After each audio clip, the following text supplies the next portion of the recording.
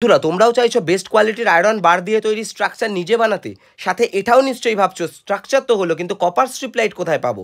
তাহলে ঠিক ভিডিওতেই ক্লিক করেছো, কারণ নিউ রেনুকা ইলেকট্রিকে বাজেটের সাথে যেমন আলোর কোনো কমতি হয় না, তেমন বাজেটের সাথে কিন্তু মেটেরিয়ালসেরও কোনো কম্প্রোমাইজ করা হয় না। তোমরা কিন্তু অনেকেই আমাকে জিজ্ঞাসা করেছিলে, দাদা স্ট্রাকচারগুলো কি আয়রন বার দিয়ে তৈরি করা না আয়রন পাতি দিয়ে তৈরি করা? দেখো তোমাদেরকে আমি সবার প্রথমে এটাই বলে নিই, আমি কিন্তু কোনো স্ট্রাকচার আয়রন বার ছাড়া তৈরি করি না। তাই এই ভিডিওতে তোমরা যে স্ট্রাকচারটা দেখতে পাচ্ছ সেটা কিন্তু বেস্ট কোয়ালিটির আয়রন বার দিয়ে তৈরি করা হয়েছে, সাথে কিন্তু 120 এলইডির কপার স্ট্রিপ লাইট ব্যবহার করা হয়েছে। ওই নরমাল পাতি বা নরমাল রড দিয়ে আমার কাছে কোনো স্ট্রাকচার তোমরা পাবে না, আর সেই জন্যই কিন্তু আমার কাছে যে স্ট্রাকচারগুলো তোমরা পাবে সেগুলো কিন্তু একটু কস্টলি। যাই হোক, তোমরা এই যে স্ট্রাকচারটা দেখতে পাচ্ছ এটাও কিন্তু বোথ সাইড একটা স্ট্রাকচার, আর এর হাইট 9 ফিট, আর সাথে কিন্তু একটা 12 ভোল্টের ডিমারও ব্যবহার করা হয়েছে, এবং পাওয়ার সাপ্লাই হিসাবে 12 ভোল্ট 400 ওয়াটের এসএমপিএস ব্যবহার করা হয়েছে। আর এই স্ট্রাকচারটা বানানোর ক্রেডিট কিন্তু আমার এক ভাই রাজাকে যায়, কারণ ওই কিন্তু একদিনের মধ্যে কমপ্লিট করেছে, যাতে আমি তোমাদের সামনে এই স্ট্রাকচারটা খুব তাড়াতাড়ি তুলে ধরতে পারি। দুর্গাপুজোর জন্য সব রকম মালের অর্ডার নেওয়া কিন্তু এই মুহূর্তে বন্ধ হয়ে গেছে, আর খুব শীঘ্রই কিন্তু আমি তোমাদের জন্য প্রি বুকিং নিয়ে আসছি